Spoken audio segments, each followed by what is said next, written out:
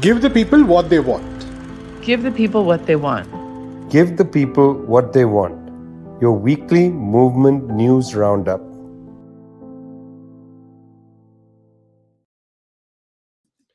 It's the 120th episode of Give the People What They Want, brought to you from People's Dispatch. That's Zoe and Prasanth, your movement-driven news source, the best place to get your daily news. I'm Vijay from Globetrotter. Interesting business, this US bombing in Syria. Little remarked upon by the international press. In fact, you would be forgiven if you thought that the United States had actually left Syria. You'd be forgiven because nobody really mentions the fact that there are about 1,000 official US troops still holding sections of eastern Syria.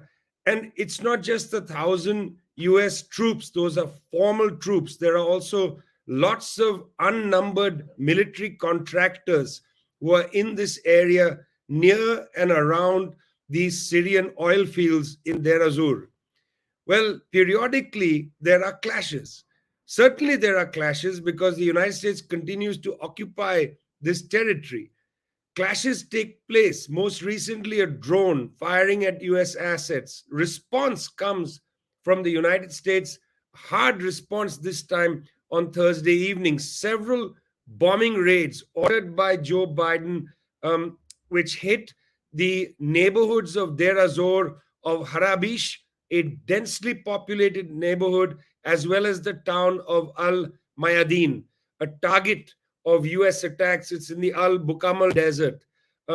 Well, of course, United States comes in having had a drone come and strike a US military facility and replies with massive assault on civilian neighborhoods.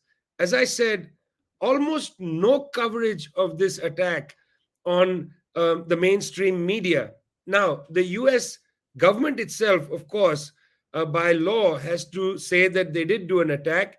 And the Pentagon therefore said that it struck facilities used by groups affiliated with Iran's Islamic Revolutionary Guard Corps. I'm reading from the Pentagon's own website. This is their claim that what they did was they were attacked by Iranians and they struck Iranian targets. In fact, if you look at Syrian media, if you look at Lebanese media, if you look at the Syrian Observatory for Human Rights, which is based in London, quite the opposite kind of coverage becomes clear.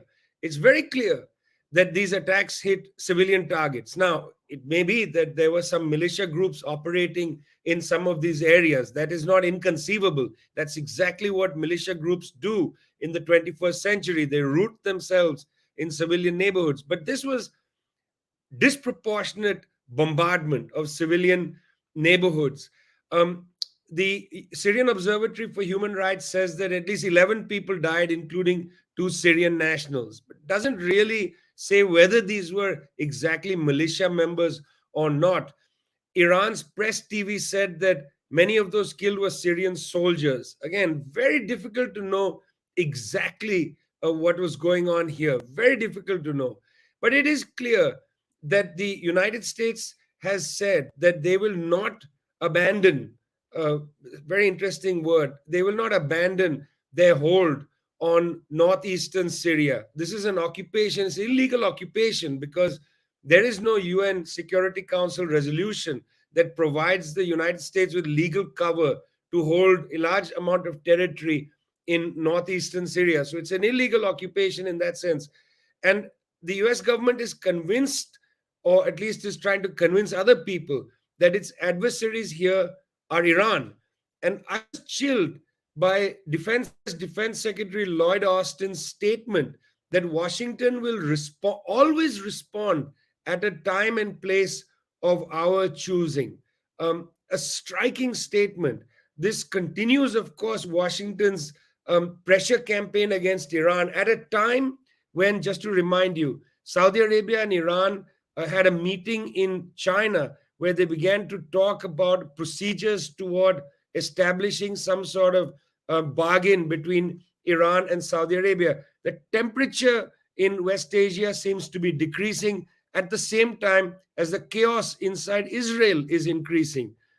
Is this a good time to attack Syria in this way, to try to escalate the conflict, perhaps distract from what is happening within Israel? Hard to say. These are questions not for me, but for the US government to answer. Don't want to speculate too much. But then again, the US government has enough on its hands, Zoe. Constant problem with what it considers a migrant crisis. Let's go to Mexico. Let's see what's happening there, Zoe. Well, on Monday night, in the Ciudad Juarez, which is right on the border with Texas, right, you can look over and see El Paso, Texas, right at Ciudad Juarez. A terrible tragedy took place on Monday night when 39 migrants died in a fire inside of a migrant shelter facility of the National Immigration Institute in Mexico. It is unknown to this point how the fire started. Some reports have said that because people were facing imminent deportation, that they set fire to some mattresses in protest, and that got out of control. Again, it's tough to know exactly how it started, but video footage from this tragedy has shown that the immigration officials within the facility did not do enough to essentially escort people to safety. And as such, 39 people perished in this fire from Venezuela, from Ecuador, Colombia, El Salvador, Honduras, Guatemala. It is a tragedy, as I said, and it's indicative really of these horrific and perilous conditions that migrants face attempting to go from countries from across the world and make it to the United States. Interesting to point out that these days it's not only people from Latin America, but actually people come from across the world, from Africa, from Asia, and actually take this route. Some of them even starting as south as Colombia, going through the Darien Gap and traversing, horrific conditions just in an attempt to access the United States. And it's important to point out, on one hand, that because under the threat of economic sanctions, Mexico had to sign an agreement, the Safe Third Country Agreement, which, amongst other things, means that migrants have to register for asylum within Mexico before applying to the United States. So many people who are migrating to the United States do apply under this asylum clause, saying that they have had to flee for their lives, etc., but they can't actually apply in the United States before applying in Mexico. This is part of the Safe Third Country Agreement. It also has, through these agreements, Mexico has also bolstered its own migrant and border control authorities. There has been increased kind of militarization of these borders on both sides. But that's to say, in this tragedy, which of course took place on the side of Mexico, there's been a lot of different statements from U.S. officials saying that this is a horrible tragedy. But of course, this has to be pointed back to the United States. The reason that these overcrowded facilities exist, the reason that so many people are risking their lives in such horrific ways is because of U.S. policies. Biden, despite saying that he would have a more humane immigration policy, despite Kamala Harris, which we'll talk about her a little bit later as well, despite her going to Central America and saying, we want to work with you, we want to make better policies, they actually haven't done so. And they've reversed, they have, maintained a lot of Trump era policies, but also with, for example, in 2022, which was a year completely under President Joe Biden, over 800 people died attempting to cross the border. And these deaths are completely preventable. These happen, for example, in the very, very unsafe conditions. And these are only the registered deaths, by the way. I'll just say that the caveat is that these are only the ones that have been recorded officially. People die from the conditions crossing the desert, not having access to food, water. They die in the unsafe conditions. For example, a truck that crashed last year and dozens were killed in this very, very precarious transportation. This is all to say that the US forces people into these kinds of conditions. They force people to take the most unsafe routes. They force them to be in the most vulnerable places. And hundreds of lives are lost because of this. And the tragedy in Ciudad Juarez is another tragedy that we have to look at and say, this cannot happen again. And that when the US says that it's going to have more humane immigration policies, that it actually needs to follow through on this. More humane policies. Well, that would be a really good idea for President William Ruto of Kenya, Prashant. The town of Kisumu on Lake Victoria, beautiful town, known for its salubrious climate and so on, but not recently. Recently, gunfire in Kisumu. Tanupriya Singh has a piece on People's Dispatch. Tell us what's happening at the town of Kisumu, third largest city in Kenya. Right. In fact, the incident in Kisumu took place on Monday, that's earlier this week, and there was when there was a major round of protests, and there has been another round of protests on Thursday as well. So Kenya is going through what seems to be a series of rounds of protest. Say a re-emergence of an old political fault line, but also behind that is actually a series of issues, especially those faced by the youth. So what's happening right now is President William Ruto facing a challenge from his opponent in the last general elections, Raila Odinga, who Ruto defeated. And Odinga has questioned the Kenyan presidential election results. Now, of course, Odinga is part of, Odinga was a successor to Uhuru Kenyatta, who was the last president. And William Ruto's victory was at that point seen as quite a surprise because he kind of portrayed himself as an outsider, as a hustler, so to speak, and promised that he would give the youth new opportunities, although of course he was actually part of the political establishment and was very rich, but somehow he portrayed himself as this kind of outsider who came from nowhere and hustled his way to the top.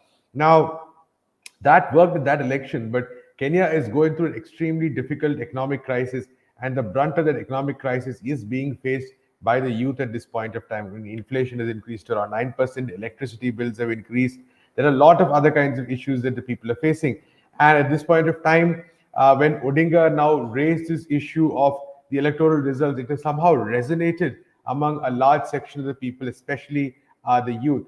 Now, it's interesting to note, of course, that especially for the left in Kenya, and the article you referred to talks to Bukar Omoli of the Communist Party of Kenya, they're very clear that despite Odinga being Raila Odinga being the face of this round of protests, he does not really have any alternatives to this kind of crisis that Kenya is facing, because it's a far more structural crisis. It's about how the economy has been managed for many years, issues of corruption, issues of privatization, for instance. On March 21st, there's a new privatization bill that the cabinet has approved, 10 firms likely to be privatized this year itself. And all these issues, basically, there's no real difference between what Odinga has been doing and what Ruto is doing and Odinga did in the past, what Uhuru Kenyatta did in the past, the role of the IMF, for instance, all this together. So it's very clear that, the opposition leader does not have a solution. At the same time, there is this moment where there are mass protests, like I said, the youth being very much in the forefront and protagonists of this. So we need to see how the situation pans out. The police have responded, like you said, with repression. You talked about the death on Monday. There's been another round of protests on Thursday. Again, the police were brought out. And Odinga has now called for protests twice a week, every Monday and Thursday. So it's a very dicey situation in a very important country in the continent. We need to sort of see how this pans out. Will the government continue its repression? And if this continues, is it likely that even more youth take to the streets at this point is a very important question. So Kenya facing quite a bit of instability right now, but issues are far more, I think, than the election that is being talked about. They're far more structural. Kenya, a very important country on the African continent. We're going to have more stories from the African continent. We're going to talk about Ghana. We're going to talk about US Vice President Kamala Harris's visit to the African continent. You're listening to Give the People What They Want, brought to you from People's Dispatch. That's Zoe and Prashant. I'm Vijay, coming to you from Globetrotter. Lots of interesting and important stories for you, including from the island of Cuba. 11 million people. They just exercised their form of democracy. Zoe, tell us a little bit about the Cuban elections. Well, on Sunday, March 26th, the Cuban people went to the polls to vote in the legislative elections. And I think that just saying that they went to the polls on Sunday is a bit of a uh, misnomer, maybe, because for the Cuban people, the process of elections is one that takes place over many, many months. It's part of a process, especially being from a country like the United States, where elections happen every 2 years. Um, the actual people's participation in the elections happens only at the ballot box. Sometimes it's confusing to look at a country like Cuba and try to understand a process that actually sees participation of the people in a much more prolonged way.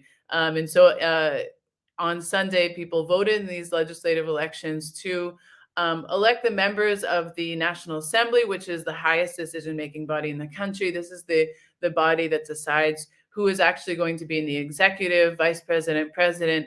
The leadership of the National Assembly as well is elected by this body. And interestingly enough, or rather quite predictably, a couple days after these elections took place, conservative legislators from the United States, from, of course, the great state of Florida, have essentially attempted to pass a law that would make the designation of Cuba on the state sponsors of terrorism list a law. It is currently a designation that was made by the executive. This was made by Donald Trump when he was president and has been maintained by President Biden. But legislators now are attempting to make this a law, and they say essentially the only condition from which Cuba would be able to be removed from this list is if the Cuban people overturn their government. And it's interesting because they point to the fact that allegedly, they say, Cuba does not have a free and fair electoral process. And it's a funny accusation coming from the United States. To give people an idea, in this country, the amount that is spent on elections, the election cycle really never ends. You have elections every 2 years on a national level, and the campaigning, it is essentially a constant cycle.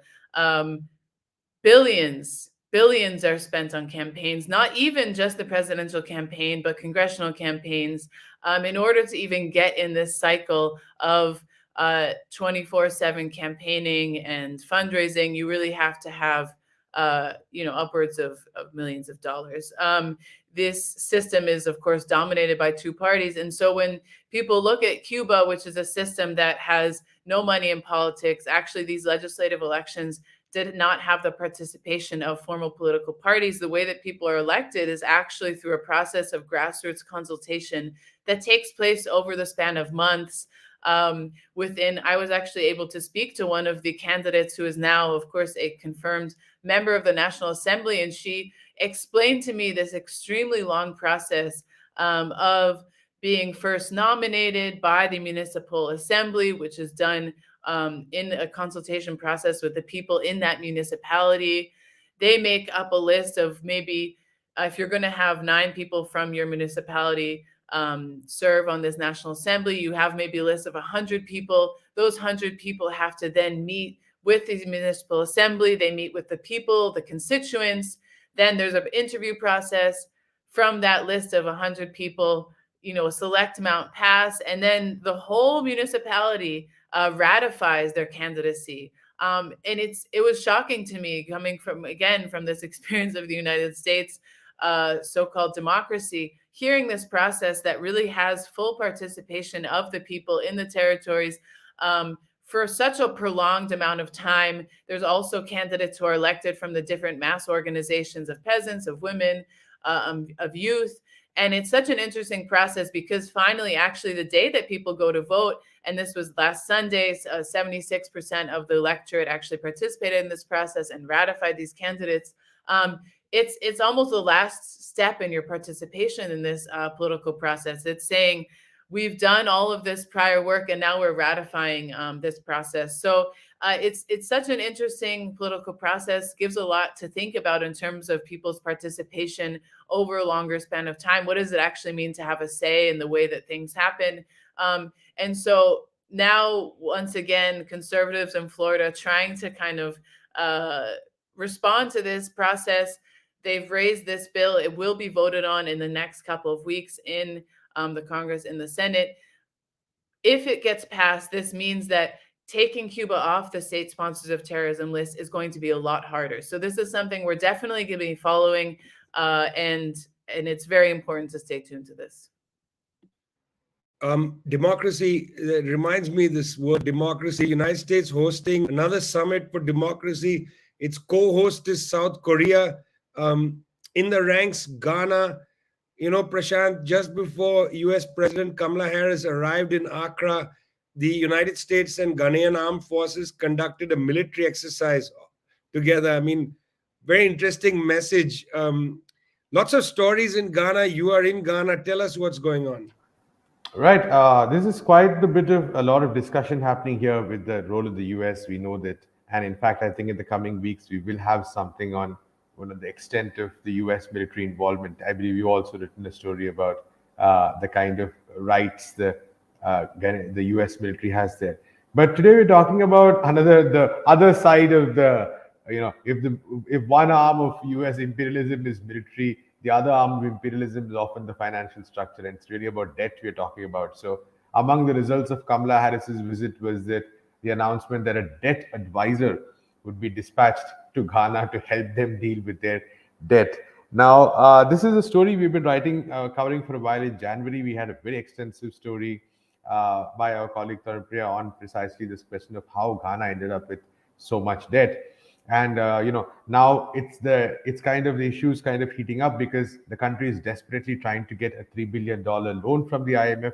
This is its 18th package with the IMF, by the way. And for that, it needs its debts to be restructured, both its domestic ones and its international ones. The Paris Club is back in the picture. Discussions are going on. Interestingly, the socialist movement of Ghana, the leading left voices in the country, had a recent statement which talked about the domestic debt adjustment program. We often talk about the for international domestic debt exchange program as well, which was launched a while ago. And what happened with that is basically that it really didn't work out at all for the government, because the government tried to exchange some of the domestic debt for more longer term bonds. People were encouraged to take more longer term bonds, but individuals were also included in the program. There were protests. All these people a lot of people were very unhappy, including pensioners. The government had to withdraw, and the scheme didn't really work out. So, without going too much into the technical details, while the scheme has been completed, its impact is still being evaluated. But what the socialist movement of Ghana is asking is a more fundamental question: that why does a country like Ghana have a debt crisis? And I think this is a kind of question that many of the countries in Africa especially are facing right now. Ghana extremely rich in resources, the sixth largest producer of gold. But two things have to be noted. One is the structure of the international economy, which has treated countries in Africa as merely sources of raw materials, which means all, and of course the ruling elite in these countries, which has continued that principle, which means that the large amount of dependence on commodity export. And once commodity prices fall, the value of their currency falls, and then that creates a huge crisis in itself.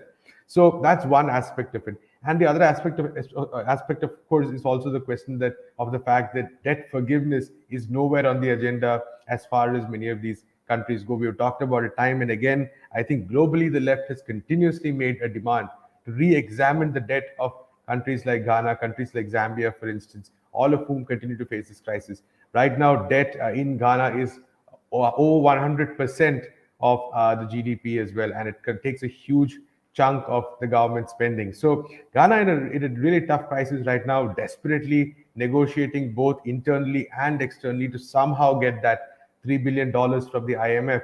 But again, the trade unions say this, the leftist parties are saying this IMF deal is not going to solve the problem. It will at the most delay the problem for a couple of years, and we're again going to be back with Ghana maybe again asking for a 19th package from the IMF. So very difficult time. Inflation has increased. Inflation has been quite brutal at this point in Ghana. Unemployment rates have increased as well. This past year has been really, really difficult for the country. People really struggling even to eat. So while debt and restructuring all might sound like technical terms, this is really having a very concrete impact on the people. Well, in April, in a few days, Tricontinental Institute for Social Research is going to release a text called Life or Debt, which is on the sovereign debt crisis on the African continent, looking at Western bondholders, Prashant, like the Eurobond market and so on, that have played a very big role in impoverishing the public finances of the African countries. It's wrong. You're quite right to talk about impoverishing the country. Countries continue to have vast amount of resources. Ghana has gold. Zambia has copper. Two countries on U.S. Vice President Kamala Harris's tour. The third being Tanzania, a country also with a lot of internal resources, but their public finances have been impoverished largely because of this debt austerity cycle driven by the International Monetary Fund loan. So we'll come back to that text, which will come out in a few days from Tricontinental Institute for Social Research on the sovereign debt crisis on the African continent. Kamala Harris arrived in Ghana, met with the president. Immediately, he said they're going to back off from an anti-LGBT law that was to be passed in Ghana. That was on the table. Big victory. At the same time, Ghana's military accepted its role as the sub-partner with the United States in Exercise Flintlock, which was conducted few days before Kamala Harris arrived.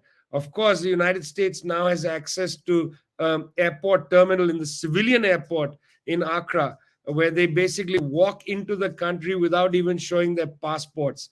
That's the situation of sovereignty of the country of Ghana. Then the vice president in Tanzania met with her counterpart, one of the first woman president of Tanzania. And in Tanzania, it was important when she met President Samia Hassan to put on the table this question of women's empowerment. Already in Ghana, Vice President Kamala Harris had pledged $1 billion for women's empowerment, although more than almost 600 million of that was to come from the private sector, which is part of the kind of women's empowerment agenda, the kind of lean in feminism for the elite women of the African continent. Very little here for women who have to walk kilometers to get water and so on. There is no money here to maintain water supplies in small towns and villages. That's a real feminist issue. There is no money here for children's schooling, for creches and so on. That's a real feminist issue. This money is largely for scaling up the potential of women to become executives in corporations and so on. There's a lot of money for that kind of training. It's all very well for those women, but it's not going to help the bulk of women on the continent, particularly if the debt crisis deepens and these women are going to find it hard to access welfarist support from governments or infrastructural construction. For instance, with the question of water and electricity being two primary ones. As things like water and electricity collapse, the burden of substituting for that is on women. They are the ones who walk kilometers to get the water, and they are the ones who have to find a way for their children to study for school and so on in the dark. So that was not on the table. This was a lot of flash. Has to be said, US Vice President Kamala Harris' visit to the African continent is the first high official of the United States, but it's the senior most official of the Biden administration. She follows Janet Yellen, who was the Treasury Secretary, has been there before. She follows Lloyd Austin, Defense Secretary. He's been there before. She follows US Ambassador to the United Nations. She follows the US Africa Leaders Summit held in December in Washington, D.C. Right after that, Antony Blinken, Secretary of State, made his visit to the African continent. You might remember that it was both at the US Africa Leaders Summit and during Blinken's entry onto the continent that Zambia and the Congo effectively ended their bilateral agreement on building a battery, an electric battery, and bringing the United States in, effectively privatizing and multinational corporationizing their agreement with each other. Kamala Harris on the continent, not reading UN women documents that show the actual needs of people on that continent. Indeed, we're not seeing that at all. What we're seeing is a different kind of full press advantage here. Once again, the United States using the African continent to push back against what seems to increasingly be its principal adversary, and that's China. Much more on that later. We're going to deepen our sense of what is happening on the African continent. You're only going to get these stories at Give the People What They Want, brought to you from People's Dispatch, where you can read many of them, and from Globetrotter, where you can also read them. Thanks a lot for joining us. See you next week.